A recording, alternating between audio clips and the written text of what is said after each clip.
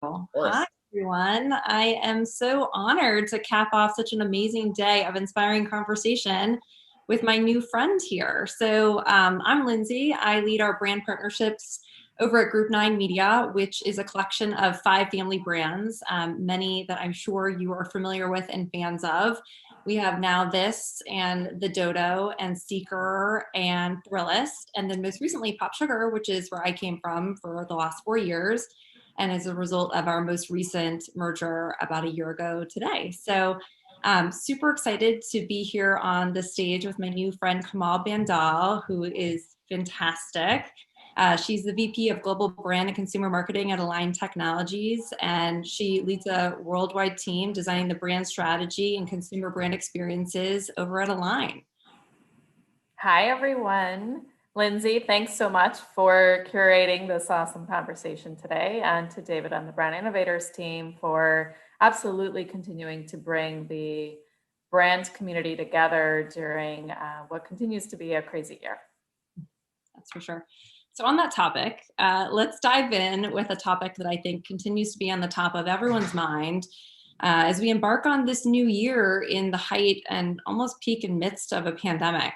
I know we've heard a lot about this topic throughout the conversations today, but I start with this question for you specifically, as every brand has had a very unique experience as a result of the pandemic. And I think Align has a very interesting story. So without saying too much from a proprietary perspective, of course, how has your business at Align changed as a result of the pandemic this year or last year?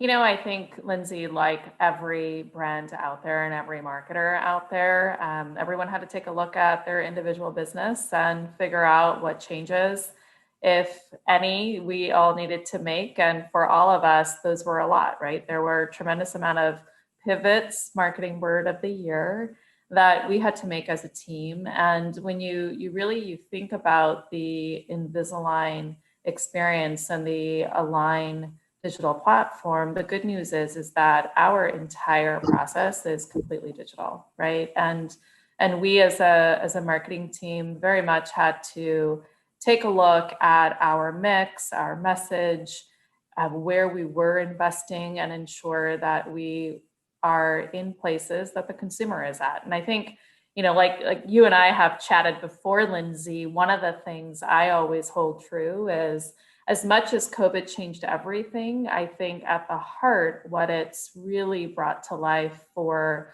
all of us marketers are some of those fundamentals and those foundational elements that have always held true. And that is being where your consumer is, right? Being where your audience is. I love what Mina was saying right before us in the conversation, and that is lead with the story, figure out what the story is, and then figure out what channel to place that story in. And for us, that was effectively the truth that we turned to, which was really thinking about our story, which hasn't changed, right? Invisalign is a brand for so many, whether you're looking at Invisalign for yourself or for your children or teens. It's one that applies to so many consumers. And for us, it was really a matter of how do we ensure that we're getting our message right and getting it out to consumers in the media channels that they're getting their information in. Yeah, absolutely. I think we've seen a lot of trends emerge this year. I'm interested in what you think are a product of just that, just the pandemic will be short-lived, and those that may stay with us as an industry now. One of the things I think about is there's so many different trends that have emerged, right? From a consumer perspective, I think we're all consuming much more media than we ever have before, with life at home becoming the centerpiece for everybody. It's enabled us to consume more media, and that shift has certainly traveled much more so to the digital side. And I think that's a trend that's here to stay. I often say that the trends that were in motion prior to COVID have simply just accelerated, right? I think the world of digital media was accelerating prior to COVID, and now it's taken on a whole new life of its own. And that's a trend I think that's here to stay. I think another trend that's here to stay, and there was some great McKinsey data about this, is a focus on health and hygiene, and that elevated focus becoming a core part of who we all are. And it's a trend that was on the cusp of breaking out before, but I think it's taken on a whole new focus for everybody in light of the pandemic. And hence, I look forward to that staying true for all of us. And certainly, I think a good trend as we think about, all of us placing a little bit more focus on our own health and wellness. That can't be a bad thing, right? Absolutely. And you hit on the hygiene part. I'm thinking back on when everyone would look at me on an airplane as I wiped everything down like a year ago, and they were like just rolling their eyes. And even as recent as like when I flew in March before the shutdown happened, people rolling their eyes. And I hope we never go back to that world again. I hope everyone is wiping everything down. I agree. I agree. No more funny looks when that happens, right? Right. So COVID has certainly also highlighted, I think, the ever important focus on brand purpose marketing in 2020. We saw it from so many different brands, those that were known for it, those who were dabbling in it for the first time. It's not only critical for creating a soul connection for consumers to brands, but this purpose-driven messages are also outperforming a lot of other brand messages. So with that said, you spoke about the importance of Alliance brand purpose and messaging around reassurance and optimism. Can you share a little bit more about why you rallied around those messages specifically in 2020? And then separately, what messages do you foresee being most important from a brand purpose standpoint in 2021? So, two parts to that question, Lindsay. And I think my response is really single-minded in that our purpose continues to be transforming smiles and changing lives, right? It's the business that we started in so many years ago when the company was started, and certainly maintains our focus as we look forward in 2021. We've always been in the business of transforming smiles. And what's really exciting about our business is that we've got the doctors who treat patients day in and day out using our technology as a core part of our business that remains true. And we are so grateful, I would say, that we've been chosen by doctors day in and day out around the globe, 9 million smiles and counting, to be that trusted source or brand of choice, technology of choice for so many reasons. And as I think about moving forward in 2021, for us, it continues to be that focal point of really ensuring that we are bringing out innovations and advancements to our products in such a way that doctors continue to choose our brand as their trusted tool, and also really ensuring that as we become a part of that transformation that occurs with consumers, whether it's adults or whether it's teens who choose our product, that transformation occurs for them as well, right? We hear so often, and that's one of the things that I really love about this business, is the stories that you hear from individuals after they've used Invisalign and how much their lives have changed. That's really the most powerful part of what we do day in and day out. And our focus will always continue to be to obsess about that customer, both on the consumer side, that end user, as well as the doctor who uses our product. I love that. I love your obsession over customers. I know we've talked a lot about that in the past. How do you stay close to the consumer experience and anticipate what they need before they need it? I know Invisalign has invested in amazing technology to make this just such a leading product in the world of orthodontics. So I'm excited to hear about how you guys look at the consumer experience and again are anticipating what he or she may need ahead of what they need. One of the things I think about and what we take a look at is taking a look at that entire consumer experience end to end, right? So it's looking at the journey at the very beginning all the way through the end point, right? And ensuring that during that moment of usage, that there is absolute delight that occurs. And so our goal and our mission is to always ensure that every interaction with our brand brings a smile to your face, right?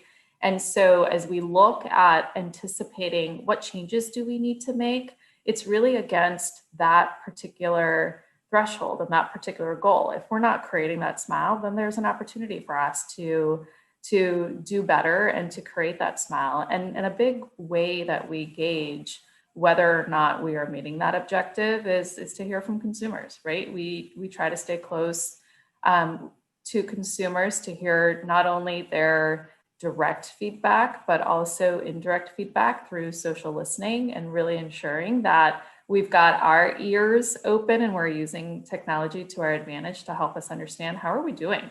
Where are the areas that we actually need to shore up our experience in such a way that might be different from what we initially thought? Yeah. Do you have any examples where you've been able to listen to your consumers, whether it's soliciting feedback or based on shopping patterns, where you then change your product or marketing strategy based on that? Yeah, so one of the things that we always think about is we hear from consumers all the time. If I knew what my smile would look like, what my new smile would look like, that would be really beneficial. And so when you hear that, whether it's through comments in social media or through primary research that you might do, that then aided us in creating a lot of the components of our technology suite. Inside of the My Invisalign app, for example, there's a smile view, smile simulation where you can take a selfie of your current smile and then see a simulation of what your smile may look like in the future. And so that's a great example of taking consumer feedback and incorporating it into our product roadmap. Amazing. I think that can definitely push over people the edge when they can see it themselves, especially when you're sort of like in that stage of not knowing how important it would be to change your smile. So I love that technology. My husband and I actually recently downloaded it. We're pushing him in that direction. So I love that. Consumer soon. So shifting gears a little bit, I do want to dive into more of a 360 look at Align's unique positioning. I said it earlier, the company has completely disrupted the industry, created a new product that revolutionized the landscape altogether. In terms of your marketing approach, I'd love to hear about the marketing trends that you're seeing and how it affects your mix, and then apply it to something specific in highlighting what is an Align marketing program that you're most proud of over the last year. Wow, so much packed into that question. So let's unpack that a little bit. A couple of things. I mean, I think that when you look at marketing mix, right, Lindsey, I think it goes back to being where your consumer is. We all know that consumers are spending their time. All of us are spending our time on our mobile devices, and also consuming ourselves in our social feeds or YouTube content or whatever digital video platform there may be. And so for us, that then dictates our mix, right? We want to be where our consumer is. And that said, on balance, you still have a wide variety of consumers who are watching linear TV, believe it or not. And hence, where our consumer is where you'll find us, because our job is to make sure we're in front of them. I think, the second part of your question related to marketing programs that we're really proud of. We've been very much connecting in with Gen Z over the past few years, I would say. And making the Invisalign brand relevant to Gen Z has very much required immersing ourselves in their world and ensuring that our brand becomes one that is synonymous with what Gen Z wants and expects. And so for us, what that's really involved is bringing Gen Z into the conversation, really helping us understand what changes do we need to make to our message, our marketing mix, how we show up, what points are highlighted in our communication, and how we should orient that conversation and bring it to Gen Z in a way that is going to be relevant for that particular gen. And so I'm particularly proud of all of the great work that my awesome team has done over the years in terms of making Invisalign a brand for Gen Z. We certainly have a lot more work to do in that department, but certainly a significant amount of progress, I would say, over the last few years. Yeah, knowing Gen Z is a huge focus segment for Align, and the company, as the company shifts away from this perception that the products were really just for adults. I'd love to hear how you balance those priorities, knowing that you've had such success solidifying the company and the products with adults and changing smiles for so many years there. And how do you balance your time between the approach between these two audiences that are so vastly different?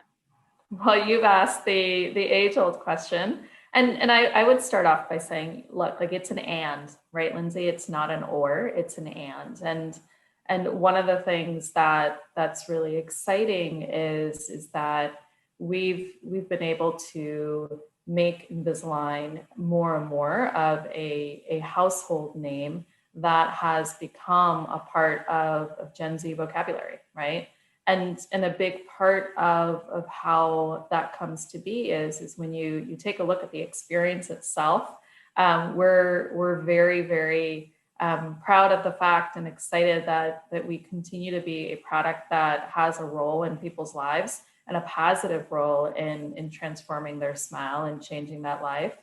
And when that happens, you tell your friends about it, right? You tell your friends about it, and that then grows naturally with an effect where that recommendation comes with so much more power than anything that I would say. A recommendation from you, Lindsay, to one of your friends is going to be much more powerful than what we as a brand team can say to our consumers. And so striking that balance really comes from ensuring that we create an awesome experience from the get-go. So for us, it's always about ensuring that every single person who has an experience with our brand has an awesome one, so that you then go and you talk to your friends about it, right? And you share and spread that word in such a way where your friends too will want to experience Invisalign. Yeah, absolutely. I can imagine that given word of mouth being so powerful, that the influencer business is still really important to Align. So knowing that you straddle both the medical professional world and the consumer world, how has the influencer landscape changed for Align now that like doctors and healthcare professionals are becoming influencers in their own right, activating audiences on social outside of what a traditional beauty influencer once was? Yeah, what a changing landscape for sure. I think the role of the doctor, right? The doctor is always at the center of everything that we do. And ultimately, it's the doctor who makes the decision on what's right for the patient. On the influencer side of the house, I think it's about ensuring that, just like we just talked about with everyone else, it's no different. It's ensuring that the experience is a good one, right? It's ensuring that it's an experience that's share worthy and worth talking about. And the rest of the story really becomes a very authentic experience. We always want to ensure that the conversation is an authentic one, that the story that's told is an authentic one, true to the influencer's brand, also true to who we are. We always look for shared values and really ensuring that the two brands align with each other. And then the rest from there is the personal experience that the individual has related to their experience with Invisalign. Sure. There was a little question on products. I don't know if you saw it. It says, do they have a teeth whitening product? We do not have a teeth whitening product ourselves, but so many doctors who utilize Invisalign, who will provide the treatment for you, do offer whitening themselves as a separate product. So definitely ask your doctor about that one. All right, shifting gears a little bit, and lastly, let's end on, I think, the importance and significance of strong leadership needed during a very challenging time. In the spring, the beginning of the pandemic, an executive coach shared an exercise with me about writing down one thing that when this whole thing is over, which at the time is hilarious to look back on because I think we all had different times in our mind of what that may be, how you look back and be really proud. What's one thing that you would do as a leader and be really proud of that you led your team through a very challenging time? So I'd love to hear from you on what the keys to your success is in maintaining morale and productivity and retention for your team during this challenging year. Yeah, I'll start off by saying it's not easy, right? And I think that's the first part of being able to navigate the situation, and also being able to lead a team through all of this. And I'll say that one of the things that I've done is really try to connect in with people individually. And the reason for that is that when you take a step back and you think about what might be working for any one of us, it's going to be different for each person, right? The challenges at home for me are very different than the challenges at home for somebody else. And hence, I always try to ensure that I'm not making any assumptions about what that equity looks like and what each person's situation is in their individual home environment. And so for me, what that connection has enabled is to be able to understand at an individual level, what does each individual need on the team? What does balance look like? What are they juggling? What are the challenges that each person is juggling in their individual lives? Being cognizant of that and being empathetic to that, so that you can give everyone the space that they need in such a way that we are all being inclusive for what those challenges are. Because again, I'm at home and I've got my challenges with my dog barking in the background, and also being a mom of two kids and leading them through their days and making sure they're set. That is very different than what the challenges of somebody else on the team may be. And I think starts with having the awareness for what those challenges are, which only occurs if you make time to connect with your team and then listen in to what they're really grappling with, and figuring out a plan together to give them the flex that they need to make it all work.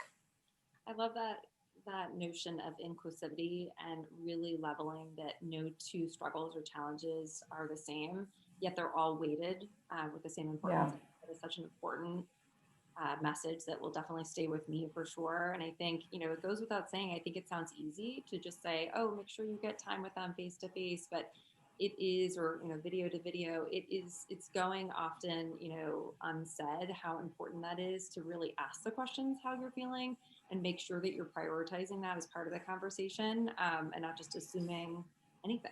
So yeah. Obviously the year's been riddled with many obstacles, but certainly I'd love to hear what some of the silver linings are, or lessons that you've learned that you'll take away from this last year.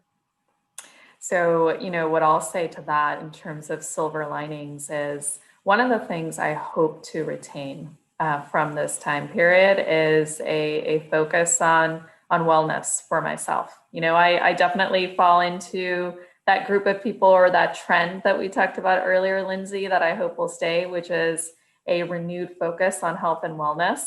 I look back on the hustle and the bustle prior to COVID, and not to say that hustle and bustle still isn't here, but having the opportunity to bring wellness back into focus will be something I look forward to keeping. I agree.